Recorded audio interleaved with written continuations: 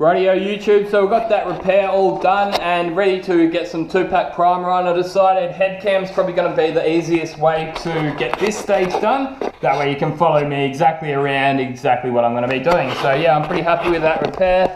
And yeah, time for the next installment in this video series. So let's get into it. So yeah, just obviously be careful whenever you're doing spraying. Respirator, gloves, spray suit. I just reminded myself I should put my spray suit on, which I'm about to. That's just my gun cleaning thinners. That's my hardener, 2-pack hardener, because I think I mentioned in the previous video that I borrowed some, well, just got some 2-pack primer off my boss, obviously asked him. And the hardener, I had in another one of these containers. It went off within a couple of weeks, so I'm gonna have to use the quartz stuff, which I have, so no biggie. Now, where is my stirring stick? I'm gonna put it down here, did I? See, this is why you've got to be organised. You can lose stuff so easy if you don't have a place for everything. This is exactly what I was doing when I was spraying that Nintendo of mine. I was just looking like it's gonna be right there. I know it's gonna be like right in front of my eyes, but I just can't find the stirring stick. And then you get to the next step and you're like, oh, where is the paint pot? Or whatever it be, you know? Yeah, it's quite frustrating looking for things when you know they're not far.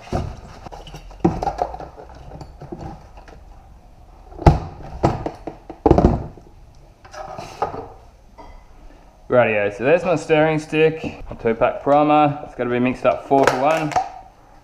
And as I said, this stuff's been sitting in a plastic pot for a while and it doesn't really last that long. These pots mustn't be airtight. Give it a bit of a stir up first, but I can tell that's a bit thicker than what it usually is. So 4-to-1. Yeah, it's actually quite a lot thicker than what it usually is. You know what, I'm just going to eye that because I don't need so much primer. I don't even need to come up to the first reading. You can do that if you know what you're doing. Be careful. So you just got to put 1/4 of the amount of that in of this. I reckon that's close enough. Don't have scales. Actually I do have some scales in there, but who cares, this will do. Then I'm going to use this as my thinners. Just a drop of that, not going to need too much.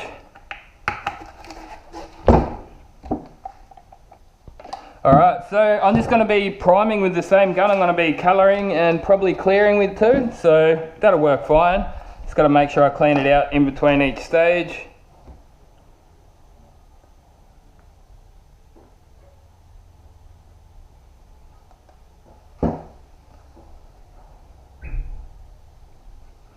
Honestly, that's probably going to be enough for us.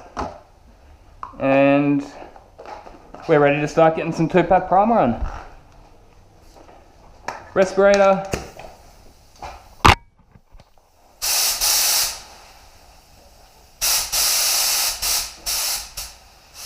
Low pressure is all I'm going to need. Hear that compressor kicking in already. Bit of a test spray down there. That's spraying fine. Yeah, that's all good. Actually, that repair's looking quite nice. Can barely see any ripples there. I might just put 2 coats on this, you know. Yeah, 2 coats is all that's actually going to need. And that's another plus side of using low pressure, is that there's barely any overspray in there now. When I was spraying that Nintendo of mine, I showed you in the first video of this series. I should actually get around to uploading that soon. But yeah, when I was spraying that, I was trying to go for 2 bar and there was just overspray all over the place. So I think when I'm clearing this, I'll even just go for low pressure, and you know, if it's a little bit orange peely, we'll fix it with the buff. Because yeah, the last thing I want in this garage is just overspray bellowing out my door. So yeah, just keep that to a minimum.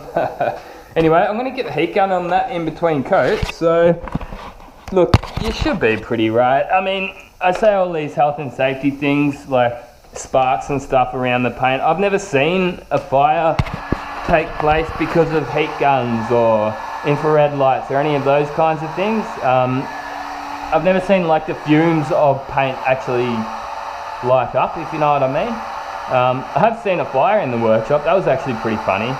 Back in the day, let's story time while we're waiting for paint to dry, right?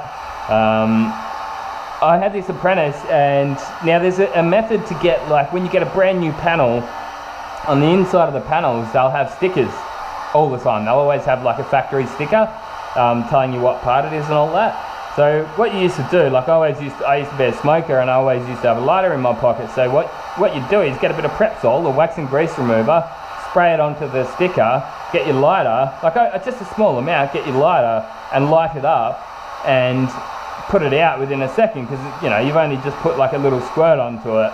It'll go out in a second because it'll lose fuel, and then it'll heat it up, and then it'll bang, the sticker will come straight off. So I taught that to an apprentice, and what he's decided to do, he did it on a second-hand door, so he needed to get all this grease off this panel, and then he's gone and lit it up, but he's got like wax and grease remover all over the door. The entire door's gone up, right? And then he's got a rag that was soaked in Prepsol to put it out with. Bang, the rag's gone up, so he puts the rag from the burning rag into the bin with like masking paper and plastic and paint. Next thing you know, he's got a fire here and a fire here, and I'm like, dude, get the extinguisher, and he's just frozen. And here comes Gunny. I've gone and grabbed the extinguisher. Like Fireman Gunny came to save the day. It shouldn't be funny, but that's really funny if you ask me. I thought that was hilarious. Anyway, that's the first coat dry. I'm going to cool it down before I go and put the second coat on. Put my respirator back on.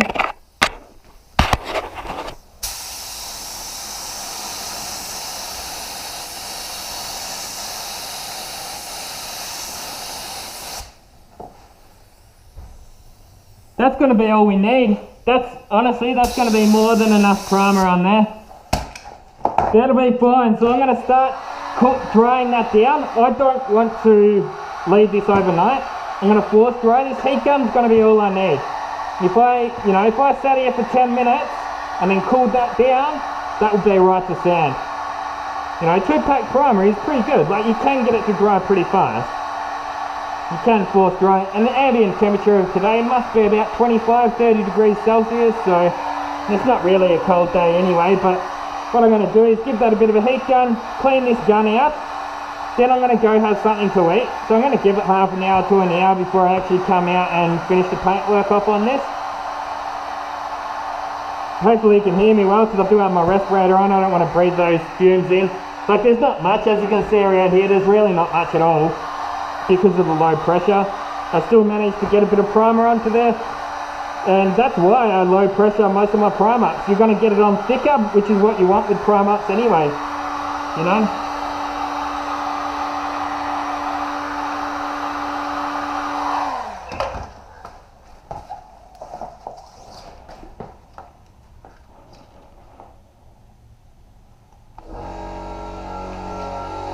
Now let's give this gun a bit of a clean out. It's really not ideal. It's one of the harder things to do. Like, you really realise how much you miss your gun cleaner at work when you don't have it.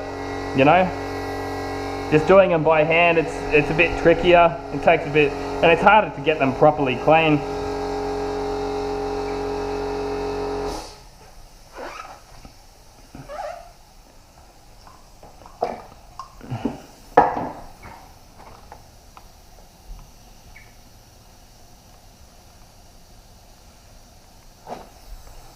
So where's that gun cleaner, multi-purpose center? That's gun cleaner.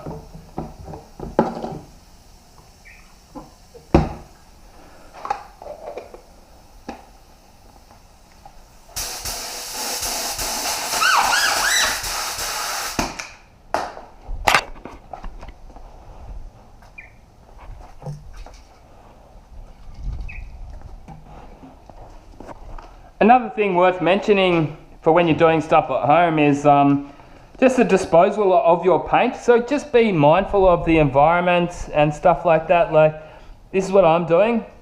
I'm just going to be filling this up, putting a lid on it. I'll take that into work and just dispose of it through the waste management system that we have at work. But if you're not, if you don't have like a workshop that you can take it into, just can it. Even if it's a 20 litre drum, fill that 20 litre drum up, and you can take the waste thinners and oils, all that kind of stuff, down to the local tip.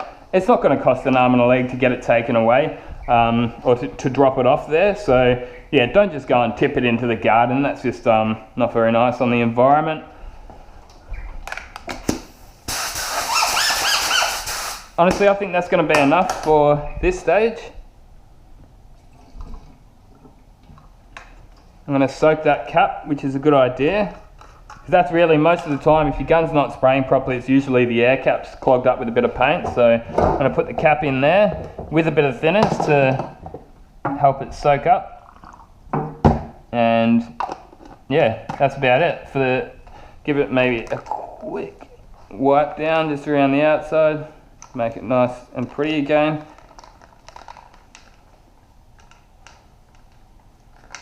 Yeah, and then next up, I'm just going to go hit that with the heat gun for another couple of minutes, and then go have something to eat for morning tea, and then come back and I'll finish painting this morning.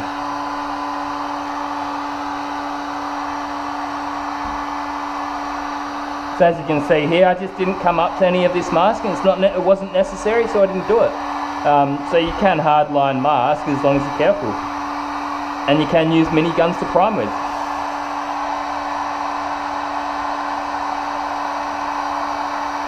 So yeah, I'll see you in the next video. I reckon we'll make just a single video out of the prep work, and yeah, see you then.